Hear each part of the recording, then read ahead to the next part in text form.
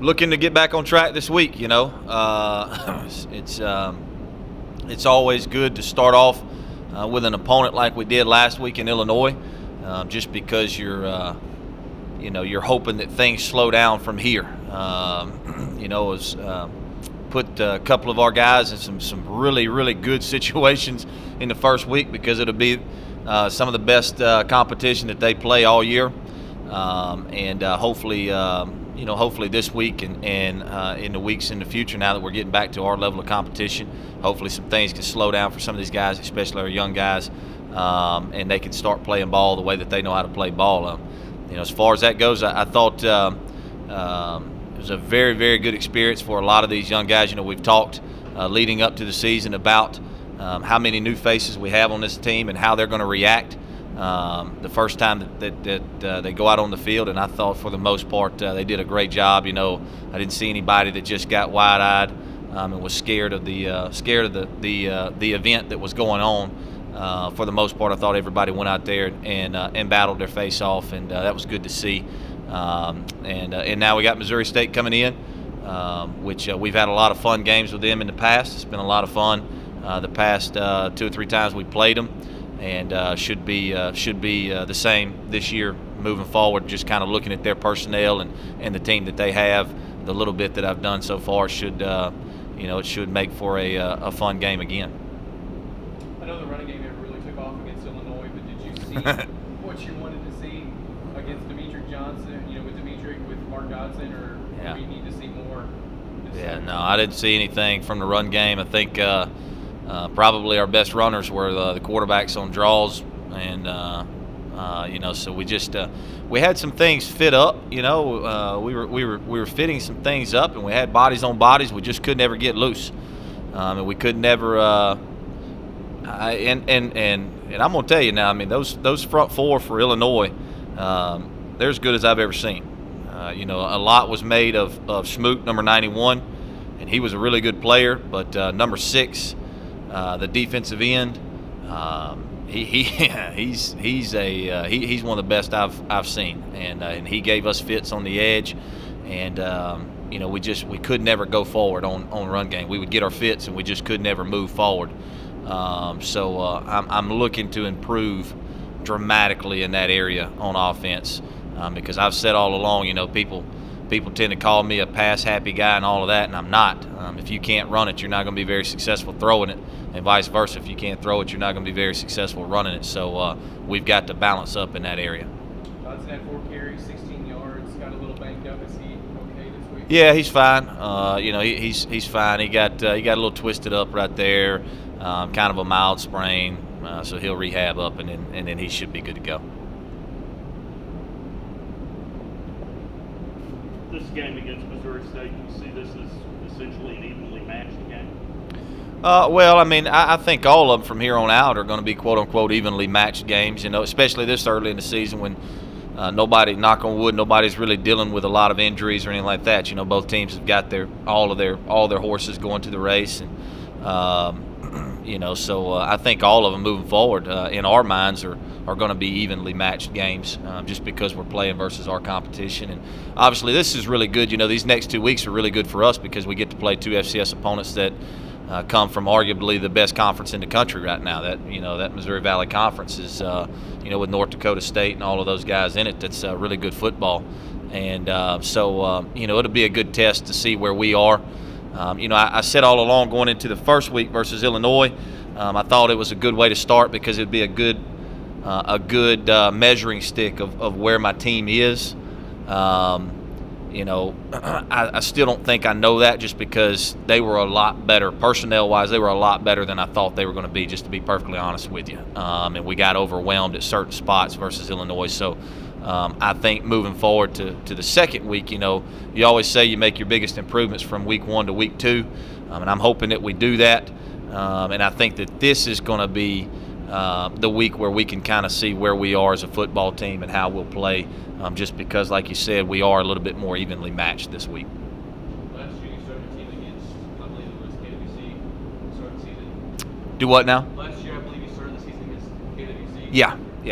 After having this game against Illinois, that game last year against KWC, which level do you feel like you prefer to start starting to see that often? Well, it's like I said, you know, it's you kind of pick your poison in a way, because a lot of times if you play an NAI school or something like that, you'll leave that game and you really don't know what your team's like. You know, you really don't know what you have, because there's certain things where you just kind of outmatch them at certain positions, and you go watch the tape on Sunday and you go, man, everybody feels really good because we rushed for however many yards, but man, some of those runs aren't going to happen versus our level. On the flip side of that, you know, a team like Illinois, you get in that game and you just get so overwhelmed at certain positions.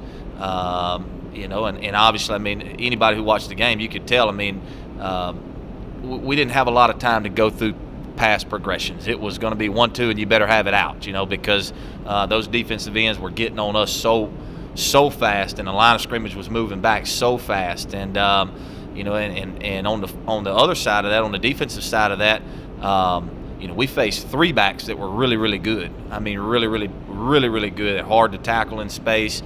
And some of those O-linemen, I mean, it's Big Ten football. Some of those O-linemen just engulfed us. And so you don't really get a good judge either when you're facing that competition. But I think from a standpoint of kind of throwing your kids to the fire, I would much rather throw my players to the fire and let them start out in a venue like that where it's loud. You can't hear the snap count very well. You know, and it's like baseball. You always kind of load up for the fastball and you adjust to the curve.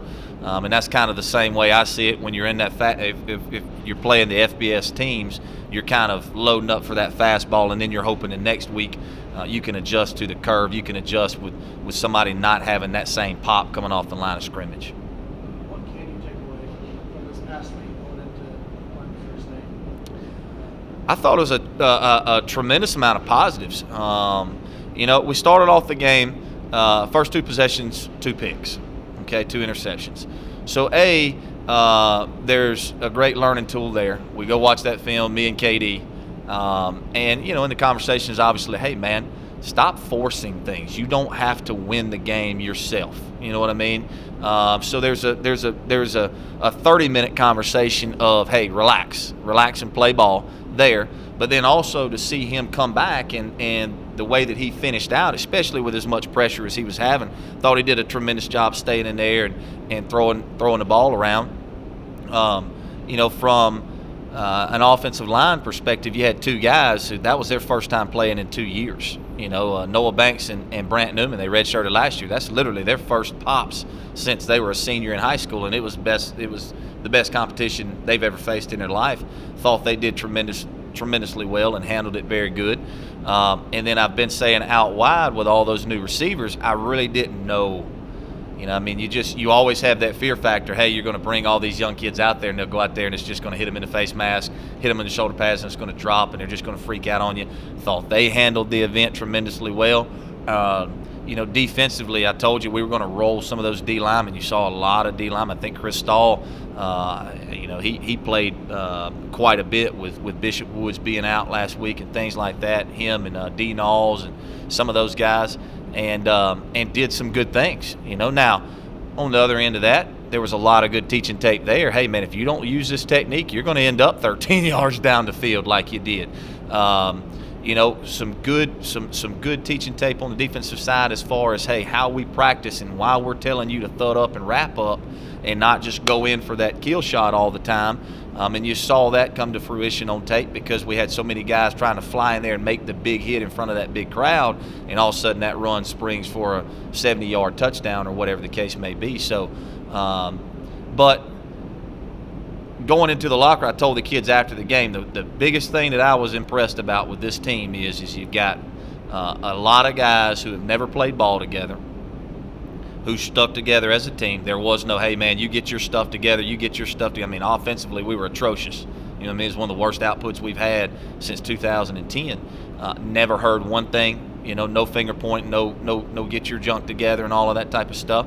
And I thought for the most part we played, I know, you know, you can't really see it in the score, but we played 4 quarters of football, okay, all the way up to the very end. I had guys who were who were wanting to go out there. Even those last two quarterbacks, I put Cam Burse in and Houston Hart's in at the end of the game. And, man, those dudes, they were sweating their butt off. They were out there. They were trying to play some ball and run around trying to make some throws. And at the end of the game, you'd have thought they played 60 minutes, the way that they were sweating. So that was the biggest thing that I was encouraged about, was just the way our team played together. We saw the chemistry with Jesse after those first 2 picks. I know that first one was passed to Jesse. Lead your team in receiving yards. Was there anybody else on that receiving line that really jumped out to you offensively? Yeah, Jordan Gandy. Jordan Gandy took his little 5-yard in cut and made a 20-yard gain out of it. Broke some tackles.